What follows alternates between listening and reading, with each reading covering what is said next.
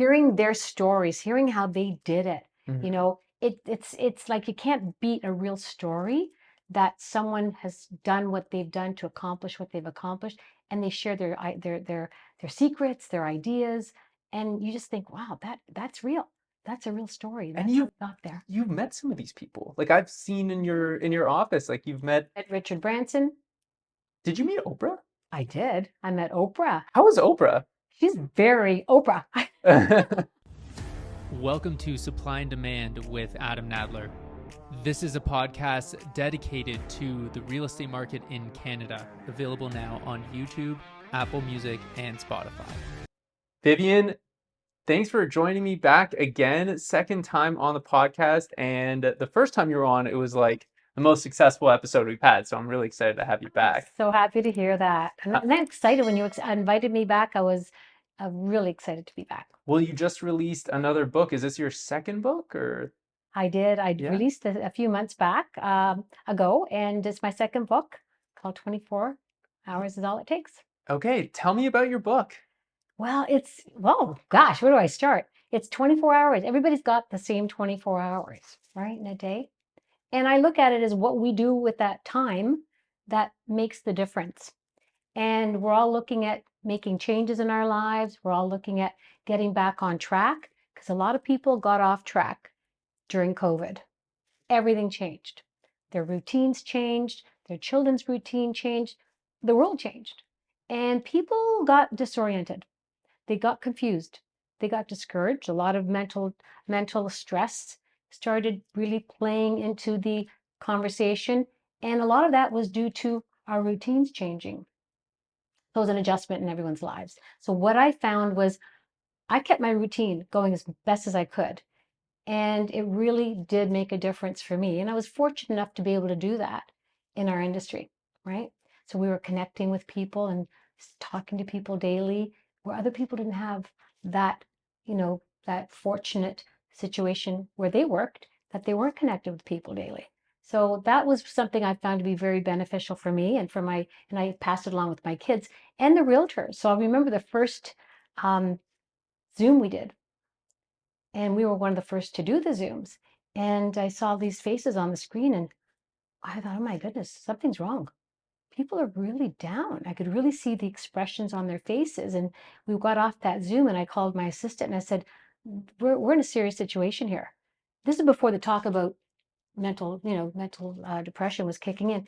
I said, did you see so-and-so's face? And she goes, yeah. I said, he looked really sad and down. So we started investigating, and we're having more of these interacting meetings. And that's where the 24 hours to me was very important because I maintained my schedule as best as I could within that 24 hours. And moving forward, I started thinking, okay, what do I do every day? Because I get asked that question. What do you do every day? I mean, how do you do it? How do you do it? How do you make it work? That's what I asked you actually last time you were Yes, you here. did. And it Yes, was before you released the book. And I was like thinking to myself, I think of you as like kind of like this like business superhero, where you're like doing everything and making it look easy almost. So I had to know kind of like what does your day look like? How can right. you get everything done? And so I mean, lo and behold, a year later you end up writing a book about it. Well, that's one of the reasons why I did, was because I was being asked that question and I wanted to, not just answer it to one or two people that asked me. I thought, well, it's important that we share.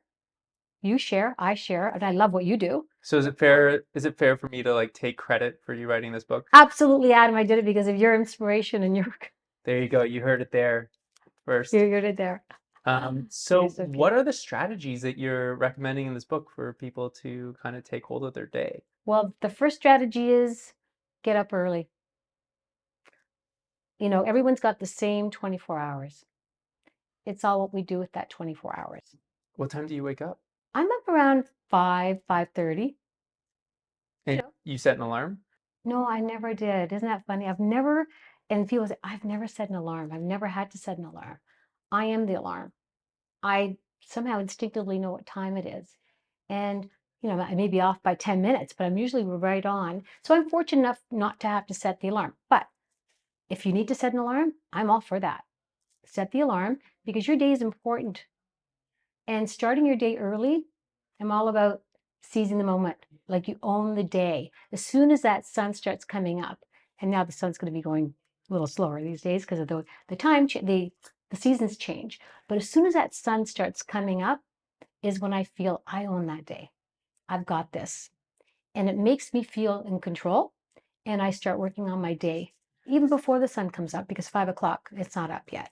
So get up early. That's my first recommendation is getting up early and just starting a routine from that moment on. And you know what, I think we're all, overwhelmed with, oh, I've got to do all these things. I've got to do all this stuff. So we don't do any of it because we become overwhelmed with just getting it done. And I just say, take an hour at a time, break it down, make small adjustments every day. Nothing's going to be done overnight, right? What you do, Adam, let's talk about what you do didn't just happen overnight, but you started making little changes, whether you're aware of it or not, little changes, little new, learning different things and introducing different things. And then all of a sudden, voila, you've got this new system going, which is working really well.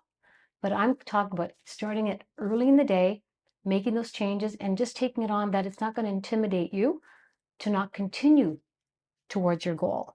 And I believe we all have to have those goals. So small incremental changes. Small incremental changes. Don't try and take it all on at once. One chip at it one thing at a time. Every day it's significant, and every change you make is significant. It's that one step closer to where you want to be. So the messaging, I guess what I always find is like we vastly overestimate what we can do in a week, and we vastly underestimate what we get done in a year. Yes. And they always say, give somebody that's very busy something to do and it gets done. Why? Why is that? Because they just get it done. They don't become overwhelmed. And I think overthinking things is our biggest issue. We're trying to be perfect. We're always trying to be perfect at what we do. You don't have to be perfect. Just do your best. So what do you focus on then? First thing in the morning, what is your first focus? First focus is just getting out of bed, getting out, getting up and saying, okay, what am I going to do for myself today? It's my day. What am I going to do for myself? And first and foremost is looking after yourself. And if you can, go to the gym, great. But you've got to take care of you. And if you can't, do something right there on the spot. I laugh at myself and I go, I'll just do a push-up. Not right there, but I may do a push-up on the wall because I'm just trying to get up. And then I may, I'll grab a coffee and I'll sit outside. I love sitting outside, regardless of the weather. Just take a breath of fresh air. Walk. Just start with the walk. Start getting active. And if you are organized and you have time in your day, if you don't have, other commitments, hit the gym, hit your treadmill. Do something for yourself because that's your time. The phones aren't ringing yet. Kids aren't awake yet. And nobody's calling you yet. That's your time. And that's where you take care of you. Make sure you take care of yourself nutritionally, mentally, physically, and then move on with your day. So you wake up 5:30. Yeah. First thing you do is you focus on your health and fitness. Yes. You go for a walk, you do some kind of exercise. Yes. And something physical. I call it exercise. Could be yoga. Could be just walking. It could be, push-ups against the wall if you can. It depends on what kind of health you're in. But do something. See, this is what happens. People go, oh, I've got to, they have injuries. They've got, sprained, um, nerves or something's wrong and they can't really physically go work out. So they do nothing. That's the worst thing you can do is nothing. Because once you start doing nothing, you become complacent at doing nothing. And then to get going again, it's that much harder. So just do something to keep a routine going so you don't miss that routine. Don't give up on your routine of something. So that's what I'm saying. Just whatever it is, do something. Okay? Don't be hard on yourself. Just do something. So if you're physically fit, hit the gym, hit the treadmill, do what you need to do it. And if you're not, doesn't mean you have to give up on yourself. Do something else that you can do, but do something that day. Do you have a trainer or anybody who you kind of make yourself accountable to them for training? I used to have a trainer. Mm-hmm. and she decided to have a baby, which was great. I was so happy for her. And then COVID hit, and we stopped seeing each other. And then COVID passed, and she had her child. We got together a few times. Things were working out for her, and I thought, well, you know what? I've got my routine. Sometimes I want to start my training earlier. I already have this. I know what she was teaching me, so I had to write it all down. And it's on my phone, and she'll give me the reps that I should be doing. So I do that myself. I'll grab my weights and I'll go down and do the weights. And if some, even trick myself into doing them in my room, because if I've got to go downstairs, oh, geez, I don't have time today. I'll go later on. Instead, I'll put the weights in my room, do the weights, and then go downstairs later on in the day if I have time. But I make it easy for me to see it, to look at it and say, okay, I can do this right now. It takes me what, 5 minutes to do arm lifts? It takes me 15 minutes, but it's right there. So I choose to do it that way because that works for me.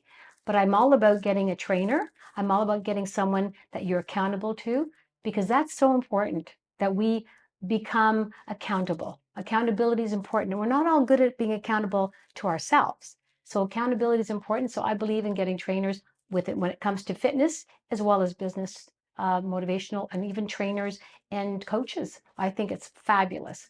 I really believe in that. I'm a big fan. As you know, I have a friend. Yeah, She's a great guy. yeah. Big fan of trainers, yoga instructors, and things They're like that. wonderful people, right? Yeah. And if you find the right one that works for you, and I know you have, stick with it. Stick with it because that's what keeps you on track. And that's what your trainer is doing for you or your coach is doing for you.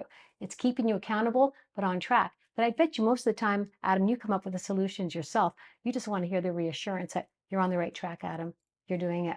Sometimes I just don't like to think. I find that it's just like I'm thinking too much, and to have someone just kind of tell me what to do and just kind of go, yes sir, no sir, and Mm, just you say jump, I'm just gonna ask how high, and just that's it, and simplify my life down to the very minute and moment of exactly what I'm doing at that time, right. and having a yoga teacher say, now downward dog, now Yeah. warrior two, Yeah. whatever, Yeah. that is super helpful for me because, yeah, like it is hard for me to be accountable to myself all the time.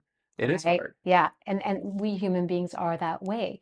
We need someone to be accountable to. We find that they keep us on track. And that when you sit, you just hit it, you say, you know, moment to moment. That's so significant because every moment counts. Every 24 hours is precious time that you can't buy. Nobody can buy that. That's your time. And what you do with that time is valuable. So don't waste that time and be accountable to yourself. But having a coach to be accountable to, go for it. So we've woken up Yes, early, we've done some movement. yes. Do you have breakfast? Do you intermittent fast? What do you do? I haven't hit that intermittent fasting. I know it's a big fad right now. People are really into it. Mm-hmm. I just like to eat, so I need to eat on a regular basis. I just how I've trained myself, but I do eat healthy, and I do take care of myself nutritionally. So I believe in taking your supplements, taking your protein, vitamins, all in one. I take it all in one because I find that I used to take it in and say, well, I'll take these to the office. I'll take them later. Well, I put them in my pocket, and then a week later they'll be in my pocket. Oh, I forgot to take this one. No, I don't. I forget. So I'll take it right there. I'll put it in a shake. I'll put my protein shake in there with my protein powder. That's, I get from a nutritionist. I don't just buy anything over the counter. And I'll take that with some frozen fruits, and I have that first thing in the morning. And then I'll have my breakfast, whether it's, fresh fruits, or I'll have yogurt, or I'll have something else. Then I go to the office, and I'll have something else at the office, a nutritional value bar. I usually look for the really clean ones with almond butter. I believe in if you're going to have those, and pre-packages, make sure that they're best. And always have lunch. That's a ritual in my office. We have prepared fresh lunches daily, and we have that. And at dinner time, I'll do the dinner and, make sure that I keep myself hydrated. Very important, as we both poured our water in here earlier. Very important to have hydration. And I love my coffee. Coffee is my first thing I go to in the morning, to be honest with you, Adam. I have to have my espresso in the morning. How many coffees do you have a day? Not that many. I think I have max is three. And is there at a specific time when you're like, okay, it is now this time, I can no longer have any more coffee for the rest of the day? I've clocked myself recently. It's usually about 1 o'clock, max 2. That's it. I won't have that coffee. If I haven't had it by then, I won't have it. If I Always do, espresso? yeah. And if I do, it's always espresso. I don't like long coffees. And if I do, it's half an espresso. So really, I have 2.5 espressos a day. 2 in the morning, So you have, so wake up at 5:30, espresso, a little bit of movement, movement. Yes, very important. Movement. espresso, Yeah. a shake. Yes. What do you put in your shake other than protein and fruit? Is there anything like collagen or anything like that that you throw in there? I do vitamin B's, vitamin C. I take multi, magnesium, collagen. I just started using that, the liquid. And yeah, and then the protein powder, that's vegan protein. That was recommended by a nutritionist. So whatever I put in is all nutritionist has recommended it based on my body size and, whatever analysis that they do. It's all based on that. I don't try and play the guessing game there. And you also take a protein bar with you.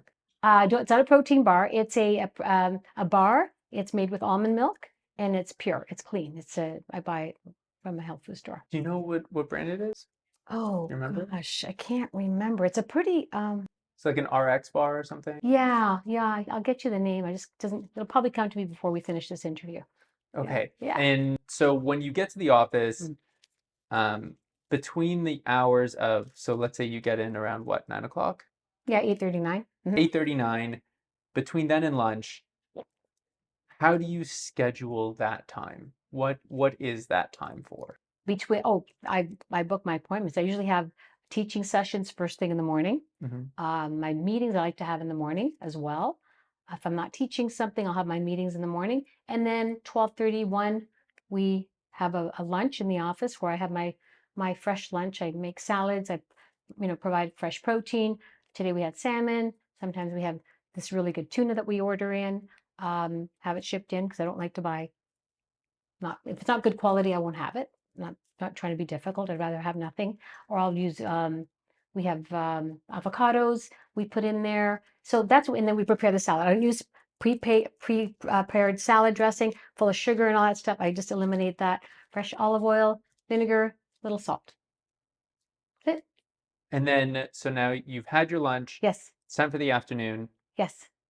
Do you have any particular things that have to happen, or is it just, Well, there you go. In our business, you never know what's going to happen, right? It's such a business that's changing constantly. So there's always emergencies, always an issue with the listing or something's going on with the deal closing. So the afternoons, if I haven't booked a lot of appointments, there's going to be something that's going on that needs my attention. And very rarely we don't have things that need my attention when it comes to marketing, because I get very much involved marketing. And also, coming up with new ideas with management teams. So now we're going to be having meetings with managers over, this new insurance that's coming in because I'm getting calls from a lot of realtors. So we want to make sure we get the messaging out that's authentic, that's verified, and it's the right messaging because it's important that we give the right information to our realtors. And so the afternoon's it's all about building, ideas and team building. So I'll call a team building meeting like I did this morning. I've got a team building meeting for tomorrow morning.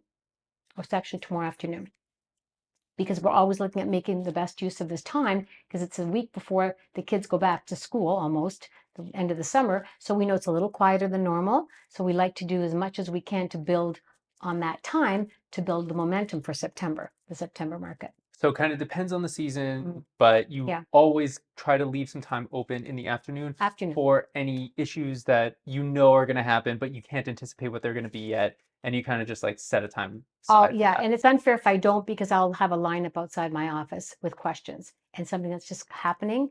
And it's important that I allot that time for those things that pop up that have happened over the past 24 hours with the realtors, or whether it's administrative or something that requires my input. Yeah. And I like how you have, for anybody who hasn't been to your office, Vivian's office is situated right at the front door of the building, Right. glass walls everywhere, so that no matter what, you've got your eye on everything. I see you, and you see me. And your door is almost always open unless you're in a meeting, but even if it is not open, it is all glass. So you're still waving hi to people, kind of saying hello and kind of keeping that interaction there. Yes. And it's funny, but it sounds crazy. I feel like I'm in a fishbowl.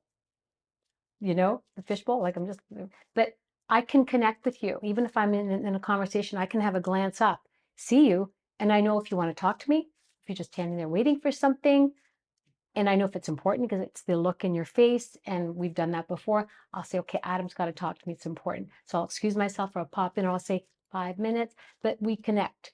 That's important to me because it's obviously important to you to be there. So yes, I'm situated right there in the entrance, and I also get to see the front desk. So I get to see what is happening at the front because that's where people come and go, and I get to see how much interaction is going on. If people are busy, I can tell. If the market's good, I can see by the interaction of agents coming and going, not just from our agency, but also outside agency. Pop in, they're meeting, they're dropping off checks, they're picking up. It's always interaction, and I get to see that. And that's very exciting because that's on real time. That's on real time. Then I'll look at the stats. I'll go, yeah, I can tell things are picking up. I can see things are happening.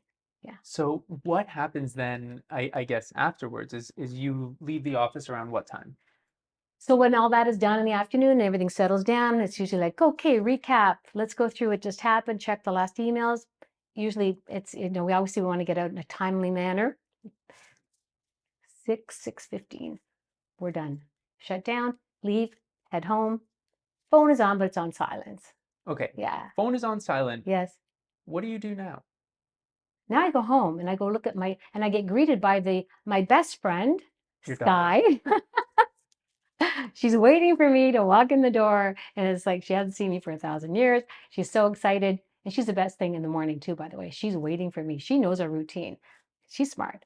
Knows what dogs aren't smart. Dogs are wonderful. Does she sleep in your room, in She your bed? doesn't sleep well, she doesn't. She'll sleep in the hallway, but as soon as morning comes, she knows the time. I hear her at the door, and she'll just jump on the corner of my bed, and she'll like wait for me to get up. Like, so she maybe is my alarm clock, That's my little secret alarm clock.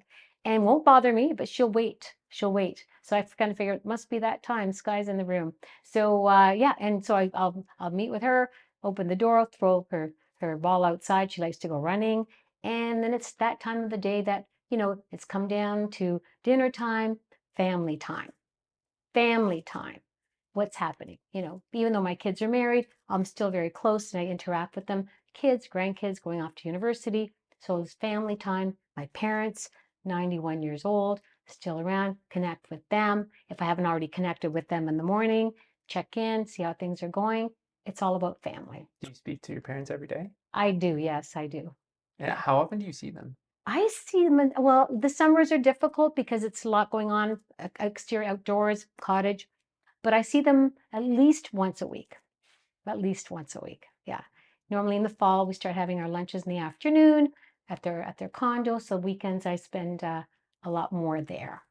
And after family time, wind down, dinner's finished, Yes. everything's kind of put away. What do you do? Do you watch a show or do you read a book? I walk. You walk. So I just walk. As soon as I have my dinner and I enjoy dinner, it's really important to me. I walk. I'll walk for about 45 minutes to an hour. Yeah, I love to walk. That's my workout. And do you listen to anything while you're walking, like an audiobook or anything? If I have somebody that I'm walking with, usually Sky, I'll walk with Sky, or I'll walk with someone that's, my daughter maybe say, hey, you want to go for a walk? Let's go for a walk. My partner, let's go for a walk. Okay, I'll go for a walk. Or I'll do what you just said. I'll put my, earplugs in and listen to a book and just walk and catch up on things. It's such a nice time to just enjoy that momentum. It's that routine. Again, it's a routine. So it's my routine. And sometimes they say, well, do you walk when it's cold outside? No, I don't. I'll be honest with you, I don't. I'm not that brave. I will walk in the house. I'll walk up and down the stairs. I'll have my routine. I'll make that routine. I'll make sure that it happens regardless of what the weather's like. I'm going to do that. And I then can stick to the routine. And then is it snack before bed or anything like that, or This is my Vivian's ritual. Well, you know what? Good question. So what do? I will probably not snack before bed. I used to, but I find that then it's, no, it slows me down. I'll have maybe a tea. Maybe I'll have some fruit. Sky loves to share fruit with me. I don't know what she's got this thing about nectarines. If I go near the fridge, she thinks right away I've got the nectarine and I dice it up in little pieces for her. So a piece for me and a piece for her, a piece for me and a piece for her. So she loves that routine. And if I don't get the nectarine out, she gets very sad. What breed is she? She's a golden doodle. She's so smart. She was actually, I'm going to talk about this guy. She's remarkable. She was the runt of the litter. When I went to get her, we traveled 3 hours for this dog. I took my granddaughter with me. And I said, okay, which one would you pick? And they were like, these dogs are beautiful dogs. Mm-hmm. And the most beautiful ones came out. Beautiful. I go, oh my God. And so she was gravitating to Sky. My Sky was like really not that attractive. Okay, she was not the beautiful dog of the litter. They were brothers and sisters. And I thought, you sure you want that? Yeah, I like, what is it about her that you like? I don't know, Anana. She called me. There's something about her that's, she's really loving. She's really kind. Well, the other ones are kind. No, not like this one. I said, okay. So I said to the lady, we're going to maybe think about it. And she said, well, we're going to be closed for 2 weeks around Christmas time. You're going to have to come back. This was dead of the winter, by the way. It was snow storms everywhere. So we left. I thought, I'll go back in 2 weeks. Went back 2 weeks later. I brought my grandson with me because my granddaughter plays hockey. She was playing hockey that day. And out comes the brother and sister. Only one. The other one was already sold. The other one came out beautiful, white with circles. They're just adorable pups. And Sky comes out and same thing. Jonathan goes, that one. I said, really? You both picked the same dog? And her hair was all mad. I mean, she was just scrawny. She was tiny. The other ones were fuller hair. She just wasn't doing well. And I said to the lady, I said, well, take her. She said, are you sure? I said, yeah, the kids, they picked her twice. She goes, I know. She said, well, she's the litter. She's the end of the litter. She's the grunt. I said, oh, what is that? She said, well, it's just like, she was kind of neglected. The babies, when they're born, they all take over the mom, the feeding. And she was kind of left out. So she's not the healthiest one, but there's nothing wrong with her. She's just not, you can tell by her hair. Okay, I've had bad hair days myself, so I get it. No, she said, no, no. She said, she won't be as big. I said, but she's healthy. She was absolutely. So we took her home. Well, this dog has been the most intelligent dog, and I've owned 3 dogs before. She's the kindest, and she shows signs of insecurity, but it's not a bad sign. It's just that she's a people dog. She really thinks she's human.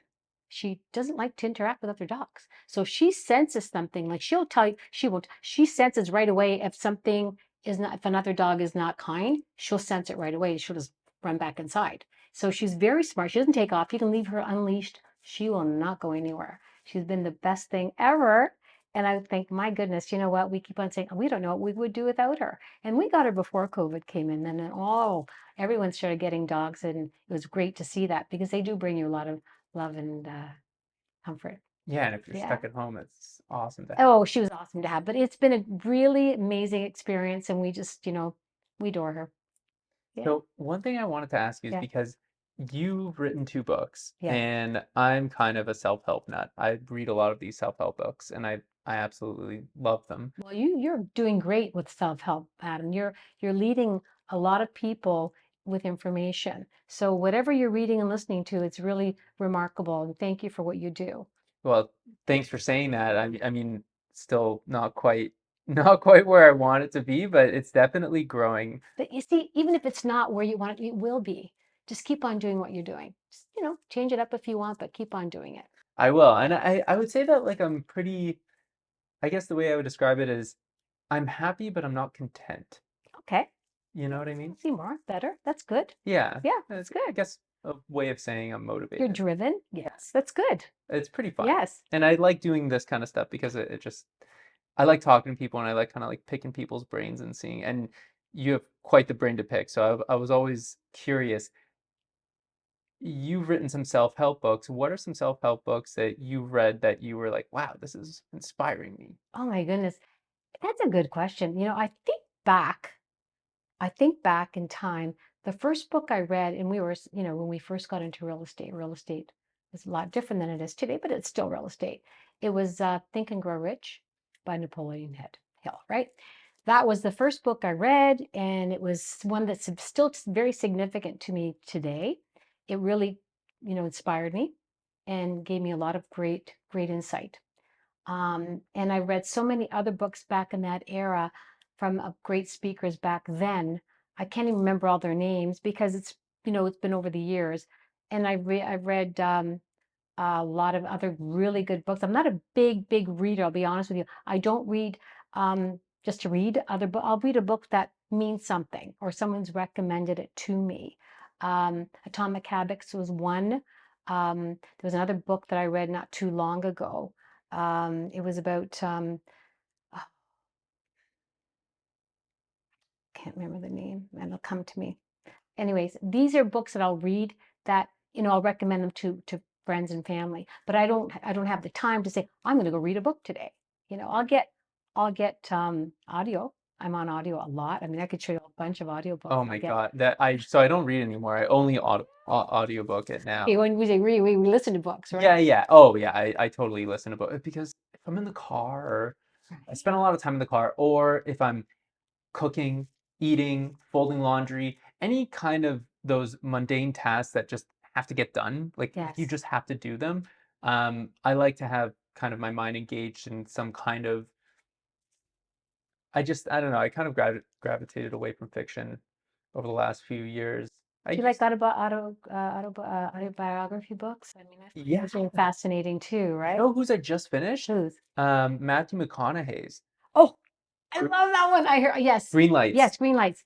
It was fantastic. He's great though. I mean, listening to his voice in audio, Oh, it's like the best, my the best. God, just Yes, hearing him like, yes. I'll be hanging out soaking in an Epsom salt bath after like a really hard game of pickleball or something and just hearing like, all right, all right, Right, all all right. right. It's And, and, great. and his stories are like, oh my God, he's got such stories to tell. Pretty remarkable. Yeah. But when they went with visit that family Mm. In in Australia? Australia, Yeah. I had to hear that more than once Yeah. because it was just beyond like that was scary. I don't know how he came out of that normal, but it was crazy. That was an amazing book. Yeah. So yeah, I definitely like those. I also read the best one I ever read Uh-huh. was the memoirs of Phil Knight, Hmm. the creator of Nike. Oh, Yeah, that would be a good one. Yeah. that one's called Shoe Dog, and that one was like, That's an interesting one. oh my God, Hmm. his story of how he created Nike is insane. See, those are books that are inspirational, Oh my God, right? Hearing their stories, hearing how they did it, yeah. you know, it's like you can't beat a real story that someone has done what they've done to accomplish what they've accomplished, and they share their secrets, their ideas, and you just think, wow, that's real. That's a real story. And That's how we got there. you've met some of these people. Like I've seen in your office, like you've met. I mean, I met Richard Branson. did you meet Oprah? I did. I met Oprah. How was Oprah? She's very Oprah. She's very, I met Oprah 12 years ago. Right when Oprah was coming back, she'd already stopped, she'd finished off her TV successful series, and she decided to go into the cable business. Remember, she started to her own channel. And she was just coming back to the public because her business didn't go very well. She was losing a lot of money. And I was very fortunate to be involved with these organizers that were organizing this new tour, life classes with Oprah.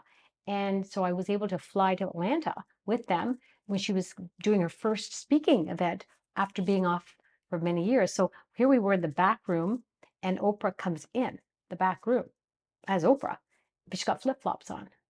And I was like, oh my gosh, she's a real person. Yeah, okay. And I'm just like starstruck. And they had all these kids on these computers because they were going live. They were streaming live. And she comes in and she's dressed beautifully. And her makeup artist was there, and her best friend. He'd been with her for over 20 years. He was with her, and she was saying hello to everybody, nervous. Oprah being nervous was watching this. Was like, oh, this is an interesting, opportunity for me to see the most popular woman being nervous. And she's comes out, and he puts her shoes down, and she puts her hand on his shoulder, and she steps into her shoes. And I was like, that's something I would do. I mean, we all do that. She's relatable. So she puts on the shoes because she loved the fashion look, but her feet were killing her. So she said she puts them on, she walks out there, the audience goes crazy, crazy. You can see it on the screen, but you can hear them. And she speaks, And it's like, wow, that was really interesting to watch her. And she actually said what was going on. She said, I made a big mistake. That Oprah's admitting that she made a mistake. And she said, I took advice from people that didn't give me the best advice. And she said, and with that advice, I'm here to say I made a mistake. And her mistake was they encouraged her to open up this channel, but they forgot that her audience, this was important, her audience that were her followers, that were watching the Oprah show for 24, 25 years, didn't have cable. And her channel was cable. I thought, what is it? I didn't even understand. And she said, the smallest thing, and they couldn't watch her. So she said, I realized that and these people did not do their due diligence. So she blamed herself, but said, hey, this is what just happened. So here I am, I'm back. I'm back here on the stage. And she was, significant about what she was very, transparent. And then she finished her talk and she comes like, I was in shock. I thought, is there anybody going to filter this message? Or is she allowed to say all of that? But she came back stage and she took off her shoes. She was holding it by the heels. And she goes, how did I do? I was like, oh my God, are you serious? You're old. You can't do anything wrong, right? But she was very real. So that was a real great experience for me. And then I started getting in Toronto. It was Wow. such an experience. Yeah. And how did you meet Richard Branson? Richard Branson, he's the coolest man on the planet. Right. He really is. He's so like low key, like what you see is what you get. I met him backstage, sitting there in a chair beside him like this, and he was like nervous. And he said he wanted a video to be played as his intro. People are saying, you don't really need it, Richard. They all know who you are. And he goes, no, I just want the video played. So just to kind of break the ice. And he was just such a great down to earth guy. And he said, hey, do you want to do a photo? And I said, are you kidding? Of course. That's why I was there, right? I want to do a photo with Richard Branson. And he says to me, do you have your family out there in the audience? I go, yeah, I do. Well, bring them back here. Let's do it. I thought, who does that? Right? Who invites your family back there? So of course I was, my dream of like, of course, we all took a photo with Richard Branson, and he was very down to earth, nice guy, like a really genuine, nice person. Yeah, That's great. so It was cool. so cool. It was really cool. And then I met Tony Robbins. Oh, he's amazing. He was like he was the first person I've ever watched as a motivational speaker. If you read my first book, you'll know that he was significant in his messaging to me when I was going through a very challenging time in my life where I had lost everything in a market that went down so fast. And he gave me, a lot of inspiration, a lot of insight, and because he shared his story. And when they shared their stories, as we just talked about it, hearing their stories, we can associate ourselves. We can say, hey, that happened to me. That's what's going on in my life. So there is a chance to get it. Absolutely there is. 100% there is. Just that we have to see that. And if we don't believe in ourselves, we'll never see that. That's why it's important to connect and listen to what other people have done, how they've dealt with challenges, and be inspired by those success stories. Because they weren't always success stories. They weren't. Most of them didn't have success. Have you heard of Richard Branson's success story? It wasn't successful at the beginning. A lot of unsuccessful ventures. He had dealings with the law. I mean, there was a lot of that went on in his life. A lot of people have had unsuccess stories that have led to success stories. So what happens? They learned from their mistakes. And so you also, I guess, must know Tony Robbins through, or I don't know, did you meet him through Storm Fletcher at all? No, actually, Storm used to work with him. Yeah, I know. That's why I asked. Okay. Yeah. No, actually, I didn't. I knew him before, and then Storm Fletcher with Richard Robbins training coaches and training. We sat together at a dinner one night. Richard said, "You got to sit beside Vivian. You two have something in common." And I thought, oh, okay. So I sat beside her. She said to me, "Yeah." She said, "I saw you on stage with Tony," and I go, "Yeah, my God, experience. I work." So she shared with me her story, and she worked for him. And I was like, She worked very closely with him for a while. She was a pro boxer. She I was know. like, she's What amazing. what a story she has. Yeah. But hearing the insight of what did she share that with you? No, Oh my God, I we just had. know Why about that's it, it. Okay, but well, yeah. she she was very close to people that he was interviewing, and she would have them in limos, and she'd have to relax with these people, get them ready for the interview and that. But she had an amazing experience with what she did, the people she met, and her job. Like, she was like this with Tony. So when you're dealing with people at that level, at that energy, they're going to be very demanding, and your job is very demanding, and you get to see the good, the bad, and the ugly, because it's not always good, especially when they're all under pressure, and things don't always go as smoothly as you think. So she had handled it very well. She did it for many years. So she was quite the remarkable person to share experiences with. And you're also friends with, I mean, of course, I'm a huge fan of Richard Robbins. And I'm a huge fan of his. I Richard, mean, he's what an amazing human being he is. right. Like, and he's got a story. And seriously, he's got like a great story. He's so grounded in his family. What I remember from the day I met Richard was he's all about family. He had his family on stage. They were little at the time, never his daughter, Well, Jamie now, she goes on stage every time now. but she was a child. She was like 10 years old, Yeah. right? Anyway, he's a remarkable man. He's a great human being. He's supportive of women. He's inspirational. He's experienced life. He's got it all. He really does. He's really got it all. And it's funny because I did an interview with someone that's living in Vancouver, and small world. She used to work with him. Actually, she said he introduced her to her husband. And I goes, what? How did that? So she shared the story.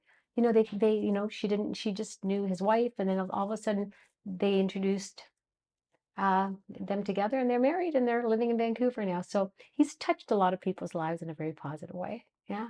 He's an amazing guy, and I'm super excited to see him in November. Yes. I go to his events every year. They're like, And you've been on stage speaking at his events. yeah, he invited me on last year, and that was like super nerve-wracking because Uh-huh. it was a virtual event because I think COVID was still kind of a thing. Yeah, that And was.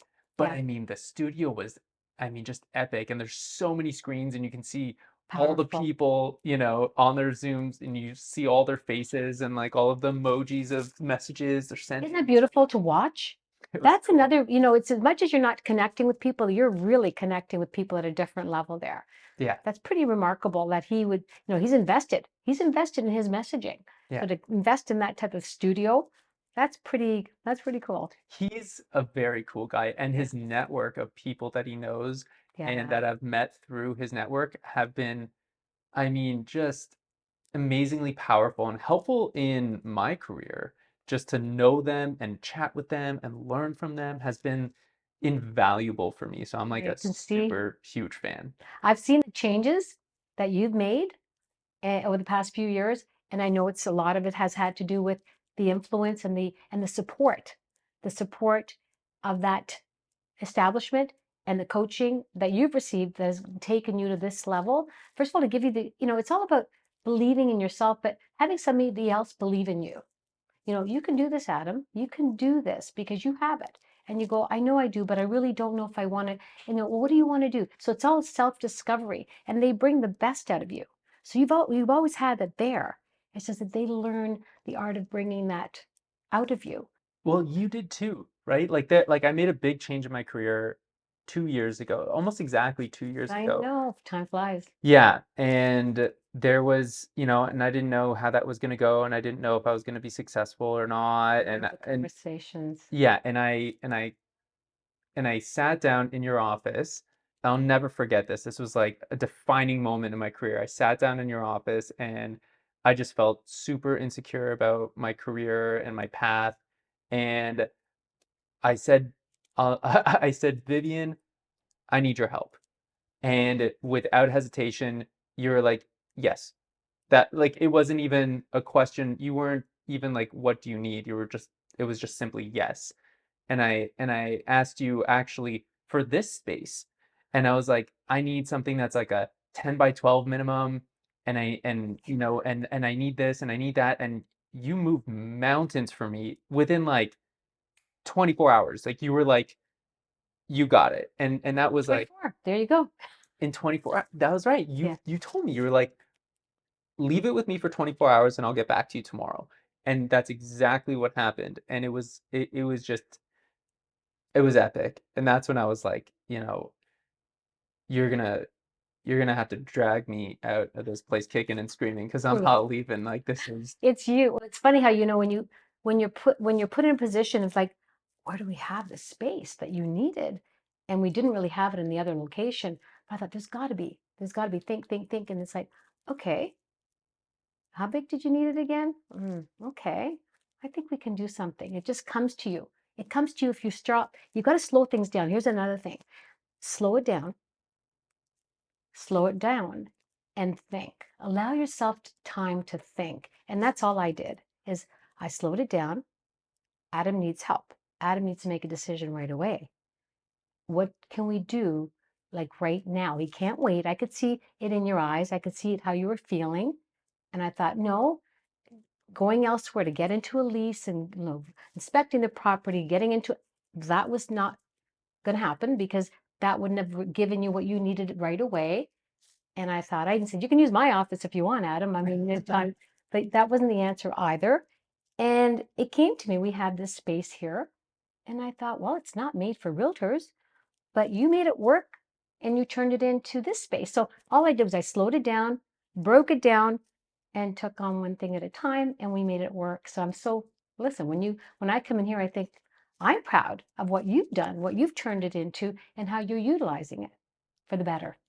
it was definitely a process. It took a lot of love from a lot of different people to kind of like pull this thing together and figure it out, and it's working. So I'm very happy about that. Good. But I also wanted to ask you, because kind of like I said at the beginning, you kind of just you almost make it look easy. And I know from being a musician myself, when you have years and years and years of practice at something, and then you perform something, and it's kind of like people will say, well, that person is talented. And as a musician, I'm like, they're not, it's not talented. They just practiced a ton, and they're just showing you what the product is of years and of practice and trying. And so what I wanted to ask you, I guess, is what is something that was difficult for you, that was an obstacle for you, that you struggled with, overcame, and how did you overcome it? What were the tools that you learned in order to overcome it that now you kind of implement and you don't even think about it anymore? Probably one of the largest, the most challenging things for me was to get myself out of a financial predicament with 3 children. That was difficult. That How was a did you do very, that? how did I do that? Well, the power of real estate is very powerful. And that's why I always go back to real estate. So how I did it was I struggled. I didn't have any capital left. Everything was gone through the recession. And I had 3 children. So I started thinking, well, how can I get myself back on my feet? There was no other, I didn't have time to worry about. I just needed to find solutions. I've got to come up with a solution. What can I do? What can I do? And it's like, okay, money, obviously you have to have an income, but the market was slow. How can I make money? What can I do? So I started looking at what I had to offer. We all have something. We all have something that we're good at. What is that something? So I looked at what I had was my experience. I had realtors coming to me. I was good at giving information to other realtors to help them that with challenges that they were experiencing because I had some experience. So I brought that experience to the table when I approached the management team and said, I would like to be a manager. And they said, well, you don't have your broker's license. Well, that's okay. What's it going to take? Well, that meant I had to go back to school and get my broker's license, not just one course. I had to take 3 courses, and it takes time and money. Plus, I had to make a living. I thought, how am I going to do that? But if you want it bad enough, if that's the answer, then you got to do that. You got to get these courses to get to that secure place. So I did it. I took it part-time. I made it work, and I learned how to work and go to school and keep momentum going. But I never lost focus of what I needed to do. Even though it looked like I'd never get there, I thought, no, I'm going to get there. And the timing is everything. I always say, timing's everything. Timing's everything. So what happened few months later, maybe it could have been 6 months later, the office manager leaves of that operation. So I called the establishment. I said, listen, your manager just left. This is a vulnerable situation. Other people are calling to take your business away. You need me. Ah, I have value. You need me. What value can I bring to the table? What's my contribution here? Nobody's going to give you something for nothing. So they realized, yeah, you know what, maybe she's got, something here. So they gave me the opportunity because they needed me, but I brought that forward. So fast forward, I didn't have my brokers yet, but I was on my way. They could see that. They saw the efforts. I got the job. So when I got the job, I thought that was it. I scored. Wrong.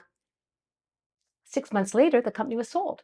So here I was thinking, oh my God, my security has just been pulled from underneath my feet. I don't have my job anymore. Just when I thought I had it, all of a sudden it's taken away. They didn't do it deliberately, but business is business.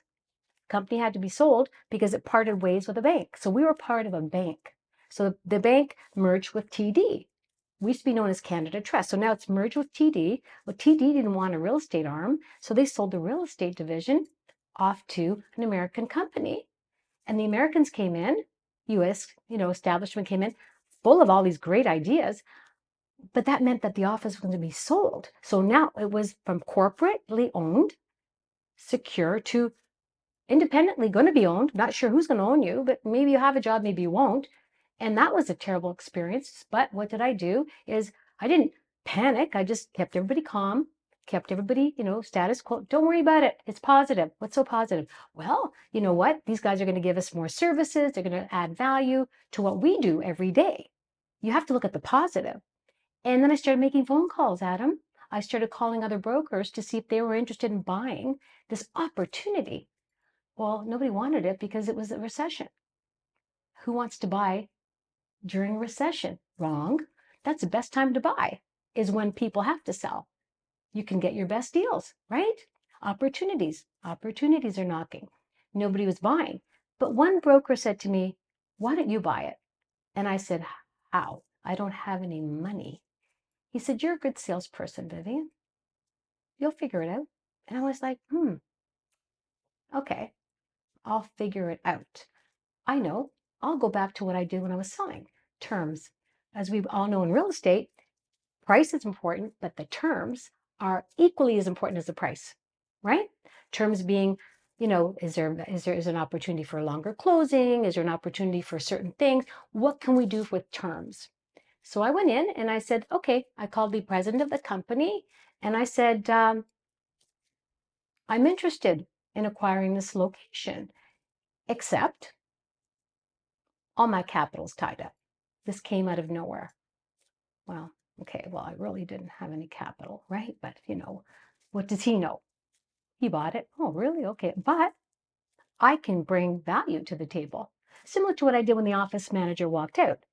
What value? Well, I can be your spokesperson when other brokers are looking at acquiring. I can do a presentation for these people coming into my establishment. They're coming in from outside brands, so they're going to be coming. They need someone to talk to. Who better than someone that's on the ground? And he said, you have a point, Vivian. Let's talk. So we did. We talked, and I negotiated the deal with no money down, but I had to pay the taxes up front. Oh, you got to pay something down. I said, well, listen, I said, my capital's tied. He said, well, legally, we have to pay the taxes up front. I said, no problem. What are the taxes? So I scrounged up the money for the taxes, paid the taxes, and I got creative on that one too. Good relationships with banks. It's very important. Very important. And I had really good relationships with the banks and a few of the people.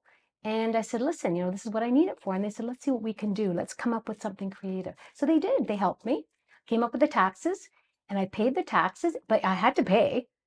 So I paid it over a term of 2 years, a certain percentage every month. So I was really taking nothing out of it. I was probably losing. I was barely making a living, but I had a base. So I bought the company and I thought, okay, I have a location. I have a location. I have to come up with a name. So my kids and I came up with a name, Your Community Realty. And voila, we were in operations, but we only had 18 agents, but it didn't matter. You see, I knew we were losing money, but I had an opportunity to create something. And it was the opportunity that I was looking for. I wasn't really looking, but it was there. And I went for it. I was scared. Of course I was. Was it, was it promising? No, it was everything but promising. But Adam, it had a spot. I had something that I could control because everything else in my life, everybody else was controlling. So I just needed that opportunity. And the rest is history. And so at that time, did you have your broker's license yet? Or you were still in the process of getting it? Well, with all this going on, I still hadn't had my broker's license. So I had to get a really good friend in the company, and you know who it is. So it's funny you mention that because Paul Hunter Yeah. just called me over the weekend and he listens to the podcast and he was like, "Hey, I love that podcast you just did with Jeff and I love the story that you were talking about and I was talking about a deal I had just done with another agent and he goes, "I know that agent by the way and I've done business with her and she's great Oh, and this and that." And I said, "Well, stay tuned because I'm having Vivian on this week." And and the he was day's like gonna come up for sure. so Paul is a client of mine. He's also a colleague, Yes. and What an amazing human being. he's the best. Yeah. I mean, he's just the nicest guy ever, and he knows everybody. Oh, he was established. He was the epitome of a realtor. He was the establishment. He was established. He was respected. Um, years of industry of experience in the industry. A broker back then. Not very many people were brokers. He was great, and all I had to do was ask him. I said, Paul, I need your help. He was just an agent like me in the office, and he says, what is it? I said, I'm going to buy the company, and I need a broker of record. That's not easy, just saying, okay, yeah, sure, no problem, because it's big responsibility. And he says, okay, for how long? Not long. I'm almost done with my courses. Couple of months. Well, a couple of months turned almost into like 9 months, almost a year. But he said, of course I'll do it. And I was like, okay, hallelujah. Everything's fitting in. He was my broker of record. And that is a big responsibility. I mean, like you're in charge of trust accounts and all kinds of He stuff. had to sign up. He didn't have to do anything, but he had to trust me that I wasn't going to do anything because his name was on the line. Hmm. Okay. There's a huge trust factor there. And he probably knew that I wouldn't even dream of it because it was just not in me. But still, anything could have gone wrong. Anything. There's challenges everywhere. Nobody's going to take that responsibility. Those days are, not many people want to take responsibility, but he did. See, he was just, being himself, genuinely real. It's hard to find people like that. But he was there. I was there. We had this great working relationship. Didn't know where it was going. And all of a sudden, here we are in a situation where I needed to ask him for a huge favor. To him, it was like, yeah, sure, okay, no problem. But it was a favor, and I know it was a favor. And to this day, I still know how important of that played in that acquisition at the time. So I didn't have to venture out and look for somebody else. He was right there. So if something needed to, and there was no electronic signatures back then. There was nothing convenient back then in that regard to click a button. It was physically signing every document. So everything that had to be signed off had to be signed by him. So he made himself available, and it was funny. A couple of times he would say, "Well, I don't know if I want to." Oh, Paul, just sign it. But it's only a new agent joining the company, so he was great. He was amazing. He's a cool guy, and there's something to be said for the kind of tried and true old school methods of doing things. I Oh, remember he was telling me how he started in the business oh, a while ago. We were chatting, and he goes, "You know, what I used to do is I used to wake up in the morning, yeah. and where I would go every day is just down to the local coffee shop. He That's was a all he would do." networker. Talk about original networker. That was Paul Hunter. Yeah, Yeah, and he was low key, he's cool. cool. Yeah, he's just cool as a cucumber. He never got frazzled. Always, oh, okay, yeah. Everybody liked him. There was nobody that didn't like him. And he was easygoing, confident. He had it all. Beautiful family, great wife, Oh, Jean. Jean, Amazing woman. she's the Yeah, nicest. yes, The two of them are just so sweet, they and are. and they're great people. And Yeah. it was so funny when he called me this weekend. We were just chatting, and I said, "Oh, Thank you, Paul. Thank you. Thank you, Paul, wherever you are. yeah, that's yours." Thank you, Paul. Hi, Jean. He will definitely be seeing this. Okay, So good. yeah, thanks, Paul, for watching and Yes. subscribe. Oh yeah, for everybody, please Yes. subscribe to the channel. Yes. Everyone subscribe to this channel. Um, the one thing that I also wanted to ask you is about hiring and firing. Ah, This is like a huge topic that I think a lot of people, especially business owners, you're running a big operation. that's hard. It's hard to find good people. It's hard to figure out, I guess the way that my coach does it is who's on the bus. And sometimes some people shouldn't be on the bus. Sometimes people are just on the wrong seat on the bus. How do you kind of manage all of that? How do you figure that out? Because I mean, you must be interviewing constantly. I've been very fortunate to have people that stay with me for long periods of time. So there's not a lot of turnover, touch wood. Most of my staff have been with me 10 plus years, 25 years since day one. And it's, when I get these anniversaries coming through the system, I go, oh my God, I didn't realize how long, that they've been with me. And I know it's been a while, but time flies. But I'm very fortunate to have people that have been with me for a long time. So administrative wise, I've been very lucky. Management wise, what I do, and again, fortunate that I've had managers that stayed with me for a long time, is I do assessments with people that I'm hiring now. And I find that that really helps not just me, but helps them. Are you talking about like disc assessment? Yes, yes. So that's something that I've started working on the past 5 years. And disc assessments to me is just allowing that person and myself to understand what are your strengths, and where do you need help. I always say nobody fails an assessment. No such thing. But I need to know where you best fit in. Where is your best, where's the best of you going to come out? What area? We just had this conversation this morning with one of my managers, because I said, your disc assessment says this about you. Maybe we should be really now honing in on that because that's your talent. And they go, yes, you're right. I'd love to do that. But if I'm not aware, I don't know unless we try these positions out. And sometimes, you don't want to waste people's time and energy and it doesn't work out because time is precious. So you want to make sure you place people in the right positions from where to go to be fair to them. Okay. And so that helps me a lot. And like I said, I've been very fortunate not to have people coming and going. It's not a revolving door, even with our realtors.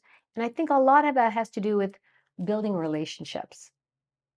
I never close doors. I just don't believe in that. Doesn't matter what. I always say, leave the door open. You just never know. Our industry, our world is a small world. The real estate industry is a small industry. We're always going to cross paths, right? Not everything's going to go smoothly and perfect, but if you give it all you've got, you always leave, if you do leave, part ways on a good relationship. Always leave that door open because people, are people. Not everybody's perfect. And you always, end up winning. Everybody win. It's got to be a win-win for everybody. And I don't think I've ever really fired anybody, maybe two people in all my years. And that's not because of not getting along with them. That's because of wrongdoings. They've actually repetitiously done something deliberately, and we've had to part ways. That's my experience on firing people. So I'm not one that says, you're fired. No, no such thing as you're fired. Now, I always am shocked at how people like yourself are managing these big businesses, but you're also investing yourself into real estate Absolutely. as well. Oh, it saved my bacon. It has. Real estate is the most precious commodity, and the way real estate appreciates, we talked about this, a few times, and I'll repeat what I said. I hope you don't get bored with what I say, is when you have a piece of real estate, it will appreciate a lot more than your money would in the bank, right? So, when I was going through hard times, if it wasn't for that little investment that I had that was sitting there in a little remote area that I was able to leverage myself on, I didn't sell, I leveraged myself on it to get some cash flow to support me through the hard times. That real estate doubles every 7 to 10 years. Your income, you can't save that kind of money from salary. 90% of the people cannot save that kind of money earning a salary. So I always look at it as real estate makes sure your fortune, your salary pays to keep it going. Makes you a living. Real estate makes you the fortune. Living, fortune. That's how real estate works. So real estate to me is built-in security, built-in equity that keeps on growing. Yeah. Everyone should own a piece of real estate. Doesn't matter. I know it's hard. Whatever you need to do it. Borrow it, scrounge, make it happen because 7 to 10 years, it's going to double. And what do you think is going to happen over the next little while? Because we've seen like a roller coaster of a market over the last 2 years, and we've got another interest rate bump or announcement, I should say, coming Yeah. up September 6th. It's okay. Adam, we've been through worse markets than this. And I'm not saying that's always the worst. No, we've been worse than this. Okay, they're obviously doing it for a reason, right? They were giving money away. Let's be real. They were giving money away. COVID, government giving money away to keep people afloat. Now they got to take it back. Okay, so some people are going to lose a little bit. Some people are not going to lose a little bit. But guess what? Real estate's still churning. People still need a house to live in. They need rental. They need to put a roof over their head. They need to buy. So it's all like it's a scale. Okay. Now, if you look at the scale and you look at immigration, well, they're saying immigration's increasing. They're going to be bringing more people. They are. What we need it. So where are they going to put these people? They're coming in with money. They're coming in with security. They're going to be buying. They usually rent first and they buy. But they're coming in, a lot of people coming in solid. So where are they going to put them? So the construction industry has been holding off. Now the green belt's been lifted. Okay, why? Because they need housing. Even with that, they've done a projection. They're still short 50% of the need for housing. So go back to the regular, how do you supply and demand? There's going to be a shortage, always will, and the market will still continue to grow. So I guess the message is better to buy and wait than to wait to buy. 100%. Because the interest rate could be high. We think high. When it goes higher, you go, oh, I should have bought last year when the rate was down to, oh, I should have done this. Right? Should have, could have. Doesn't matter anymore. It's gone up. We readjust. We were used to paying 20%. I thought 8% was a bargain. I remember looking at my father-in-law's mortgage from the 50s. I go, my God, 8%? We'll never see that. I never thought I'll never see 8% in my world. Are you kidding? That was back in the 80s. Well, we saw less than that. Now we're not even at 8%. People are going to shoot me by even saying that word. Sorry, it's a swear word, but it's really the readjustments of our lives, readjustments in salaries, readjustment everywhere. It's going to be fine. It's going to be fine. I love hearing those words But because, it is. and I gotta tell you, it's something that I've heard my whole life. My dad is one of those guys who is just always, and it's actually become a running joke with all of my friends as well because he just used to say it so often. Especially if I was, young and I was a kid and being sick, so I didn't have to go to school, and he'd be like, "You're fine, go," and then that kind of turned I guess into I'm fine. yeah, and that turned into just like everything's fine. It's fine, and just keep going. Keep going. Keep going. Fear factor. Worst thing. Fear. Fear of what? Are you surviving or are you living?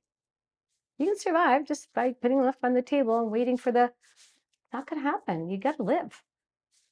Life is to be lived.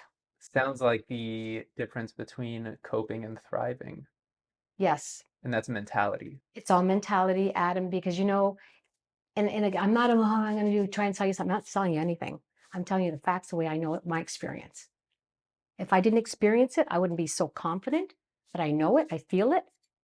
And I just say, hey, if you can't see it, well, maybe you wait for an inheritance one day, but guess where that inheritance is going to come from? Real estate. All real estate. Well, I thank you for taking the time, your wise words, and just your scope of experience, which is just enormous. And it's just such a story that I think at least I can relate to. I think people I hope can relate to out there of just taking hold of your life, taking responsibility Yeah. for your decisions, and taking those risks in a calculated way, but trusting yourself and going for it, even if it is scary. And I mean, you're, you know, like proof that hey, if you really believe it, you can make it happen. We're living in the best country in the world. Can't make it here, can't make it anywhere. And I know people are going, so no, this is where it's at. Well, Yeah. Vivian Risi, thanks so much for coming in again. Thank We're definitely gonna have to do this again soon. And thanks to everybody for taking the time to listen to this, watch this program, and yeah, please subscribe, comment below, let us know what your thoughts are on the conversation, and yeah, we'll have you on again soon. Thank you, Adam. It was so much fun. As always, thank you. Thanks, everyone. Bye. Thanks for listening. Don't forget to like, follow, and give us a review.